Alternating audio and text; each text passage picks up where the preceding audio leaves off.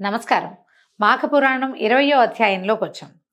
ఇందులో కుంతిసుత మధ్యముడైన భీముడు గురించి చెప్తున్నారు. అయితే మనం ఇప్పటిదాకా ఏం చూసాము? వశిష్ఠ మహర్షి దిలీప మహారాజుకి చెప్పిన గాథల్ని వింటున్నాము. అయితే మధ్య మధ్యలో కొంచెం తర్వాత కాలంలో జరిగిన గాథల్ని కూడా ఇందులో ప్రక్షిప్తం చేయబడ్డాయి. ఎందుకంటే మనకి దిలీప మహారాజు త్రేతాయుగానికి చెందినవాడు, వశిష్ఠ మహర్షి కూడా వాళ్ళు త్రేతాయుగంలో ఉన్నవాళ్ళు. అయితే మనం ఈ కుంతి సూత మధ్యముడు మనం భీముడు అనగానే ఈయన ఎక్కడికి వచ్చేసాడు? ద్వాపర యుగంలోకి వచ్చాడు. ద్వాపర యుగంలో కూడా మాఘమాస మహాత్మ్యాన్ని గురించి చెప్పుకున్నారని ఈ గాథల్ని సూత మహాముని తన శిష్యులకి తెలియజేశారట. ఆ గాథని మనం ఇప్పుడు చదువుతున్నాం. భీముడు కుంతి మధ్యముడు, పాండవులలో రెండవ వాడు. కుంతి సూత మధ్యముడు అంటే జనరల్గా ఇలా మన అర్జునుడు అని చెప్తారు, 5గురిలో మధ్యవాడు. అలా కాకుండా కేవలం కుంతి సంతానంలో మధ్యముడు భీముడు. ఈయన మహాబలశాలి, బలిష్టమైన కండలు తిరిగిన దేహం కలిగిన వాడు, భోజన ప్రియుడు, ఆకలికి ఏమాత్రం ఆగలేడు, కొండల్ని కూడా పిండి చేయగలిగిన మహాబల సంపన్నుడు. బండెడు అన్నాన్నైనా అవలీలగా తినేస్తాడు. ఈ భీముడు బండెడు అన్నాడిని తిన్నాడనే గాథ మనం బకాసుర వధలో చూస్తాం. బకాసురుడిని వధించడానికి ఇతన్ని పంపించినప్పుడు వధించడానికి పంపల, బకాసురుడికి ఆహారంగా పంపించారు భీముడిని కూడా. ఓ 2 దున్నపోతలని పూంచిన బండి, దాన్ని తోలేందుకు ఒక మనిషి, గుండిగలతోటి అన్నము ఆహారము అంతా ఇస్తే అదంతా ఆహారాన్ని ఆ మనిషిని, ఆ 2 దున్నపోతుల్ని ఆ బకుడు తినేస్తాడట. ఈ భీముడు కూడా ఆహారాన్ని పంపిస్తే ఇతను ఆ దున్నపోతులను ఏం చేయలేదు, కానీ ఆ బండిలో ఉన్నటువంటి గుండిగలతో ఉన్న ఆహారం మొత్తం తినేసాడు. అప్పటికి ఆ మధ్యకాలం అంతా అతను వాళ్ళు మృష్టాన్నం లేదు, వాళ్ళకి భిక్షాన్నంతో కడుపు నింపుకుంటున్నారు. వాసనలకి చాలా రుచికరంగా ఉంది, షడ్రసోపేతమైన భోజనం, వాడేవాడికో ఎందుకు ఇవ్వాలని మొత్తం తినేసి ఆ అన్నం తిన్న బలంతో బకాసురుణ్ణి సంహరించాడని చెప్తారు. అలాంటి బలశాలి అనమాట. అయితే ఈయన నిద్రపోతూ కొంత బద్ధకస్తుడు కూడా అని చెప్తారు. అలాంటి భీముడు ఒకనాడు మాఘమాసం అందరి ఏకాదశి వ్రతాన్ని చేయాలనుకున్నాడట. మాఘమాసం చాలా అద్భుతమైన మాసం, ఇలాంటి పురాణం ఒకటి విన్నాడు. అయితే మామూలు రోజుల్లో కాదు, ఏకాదశి నాడు ఆచరిస్తే ఆ రోజున నది స్నానం చేయొచ్చు, ఆ రోజున ఉపవాసం చేయొచ్చు. ఇలా ఆలోచించి పురోహితుల్ని సంప్రదించాడు. వాళ్ళు పూజాది నిర్వహణాది కార్యక్రమాలు అన్నీ చెప్పి ఏకాదశి నాడు శ్రీహరి ప్రీత్యర్థం ఉపవాసం ఉండాలని, లేకపోతే ఫలితం దక్కదు అని చెప్పారు. అంతా బాగుంది, పూజా విధానం బాగుంది, భజన బాగుంది, దాన ధర్మాదులు బాగున్నాయి, పూజ చాలా బాగుంది. కానీ ఉపవాసం అన్నమాట భీముడు గారికి నచ్చలేదట.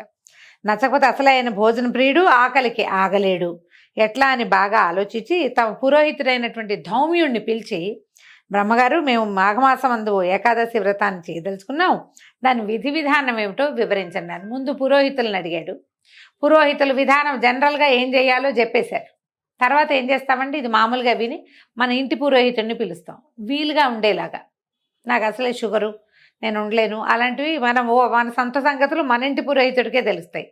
మాట్లాడుకుంటాం కదా మన టైమింగ్స్, మన పిల్లల ఆఫీస్ టైమింగ్స్, అట్లా ఆ రకంగా ఈ భీముడు ఏం చేశాడు, ధౌమ్యుడిని పిలిచి ఆయన అడిగాడు. ధౌమ్యుడి కథ విషయం కూడా మనకి మహాభారతంలో బాగా కనపడుతుంది.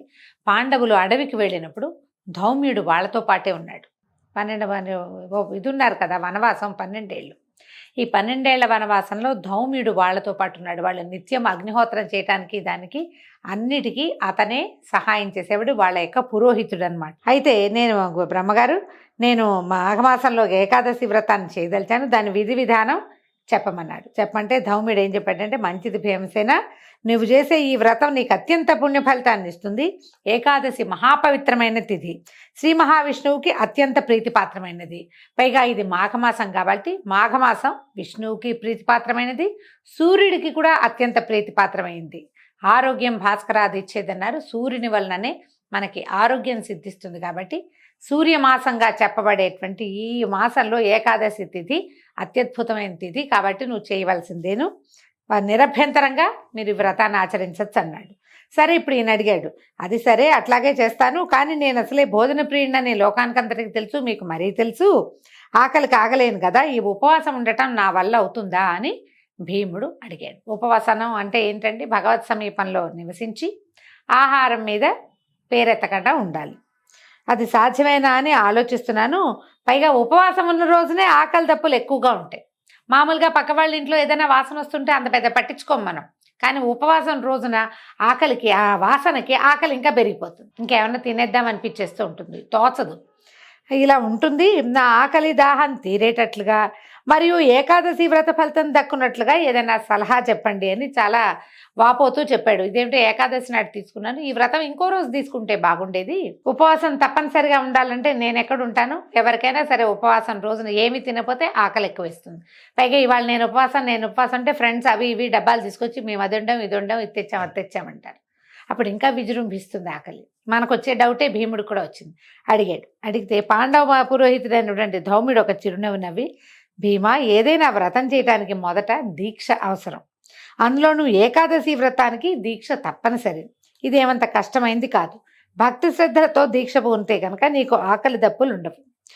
మాఘమాస ఏకాదశి వ్రతం అత్యంత పుణ్యాన్ని ఇస్తుంది. మాఘమాసంలో 2 ఏకాదశులు వస్తాయి కదా, ఈ 2 చాలా మంచివి. ఇంతకంటే శ్రేష్టమైన వ్రతం ఇంకోట్లేదు. అందులోనూ మాఘమాసమందు పుష్యమి నక్షత్రంతో కూడిన ఏకాదశి వ్రతం సర్వశ్రేష్టమైనది. పుష్యం వచ్చిందో రాలేదో తెలియదండి, ఆయన సందర్భంలో అది వచ్చింది కాబట్టి చెప్తుంది. ఈ ఏకాదశితోటి పుష్యమి నక్షత్రం కలిసి వస్తే చాలా విశేషమటండి. మనకి ఈ మాసంలో అయితే లేదు, మాఘంలో కనపట్టలేదు. ఏ నెలలో అయినా మనం ప్రతి నెల క్యాలెండర్లు చెప్పుకుంటాం కదా, ఒకవేళ ఎప్పుడైనా ఏకాదశి పుష్యమి కలిసి వస్తే కనుక ఆ రోజు ప్రత్యేకంగా తెలియజేస్తాం. తప్పకుండా మీరు ఉపవాసం ఉండండి, పూజ చేసుకోండి, దేవాలయ దర్శనం చేయండి, ఏదైనా దానం చేయండి.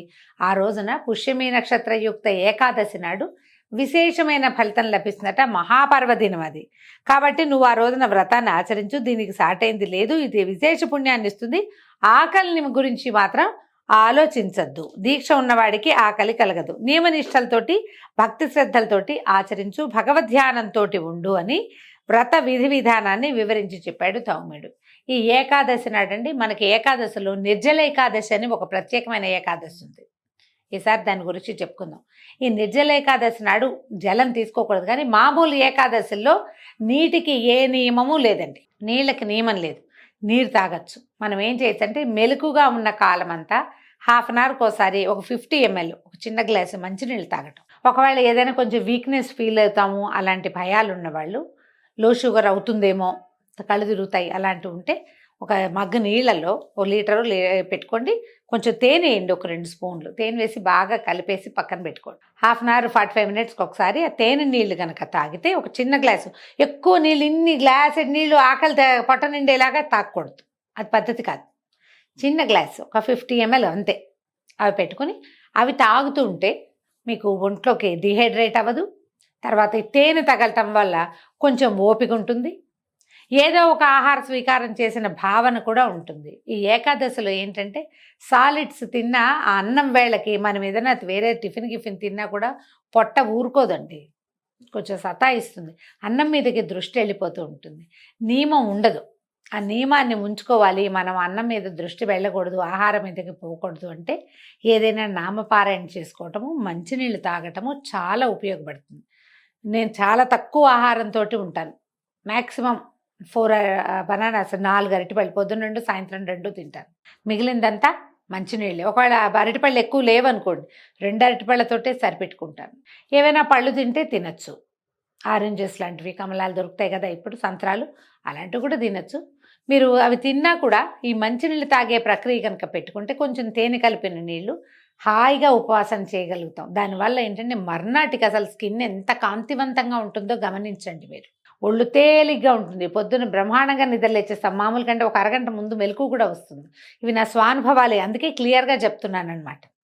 అయితే ఇట్లా పదే పదే తమ పురోహితుడు ధైర్యం చెప్పగా భీమసేనుడు సంశయం తీరటంతో మాఘశుద్ధ ఏకాదశి వ్రతాన్ని అత్యంత భక్తి శ్రద్ధలతోనూ నియమనిష్టలతోనూ చేసి ఉపవాసం ఉండి ఏకాదశి వ్రత ఫలితాన్ని పొందాడు. మనం ఈ భీష్మైకాదశి అని చెప్పుకుంటాం, కానీ ఆ భీష్మైకాదశిని భీమైకాదశి అని చెప్పేవాళ్ళట పూర్వకాలంలో. ఈ కాలం అంటే మన పాండవుల కాలంలో. ఎందుకంటే ఆ ఏకాదశి నాడు ఆయన ఈ వ్రతం చేసి చాలా ప్రఖ్యాతుడయ్యాడనమాట. ఆ రోజున అందరికీ బహుశా ఆ హస్తనాపురంలో చాలామంది బ్రాహ్మణులకి దానాలు అవి చేస్తుంటాడు. అంచేత దాన్ని జ్ఞాపకం పెట్టుకునేవాళ్ళు. భీముడు ఈ ఏకాదశి నాడే దానం చేశాడని చెప్పుకునేవాడు. అందుకని ఆ ఏకాదశిని మనం భీష్మ ఏకాదశిగా చెప్పేదాన్ని భీమైకాదశి అని పిలిచేవాడు తొలి కాలంలో. కాబట్టి ఈ మాఘమాసం అందే మహాశివరాత్రి పర్వదినం కూడా వస్తుంది. దాని గురించి కూడా వివరంగా తెలుసుకోవటం మనకి శ్రేయోదాయకం. ఈ మహాశివరాత్రి శివరాత్రి నాడు శివ మహాత్మ్యం గురించి తెలియజేస్తాను. భక్తి శ్రద్ధలతోటి వినండి.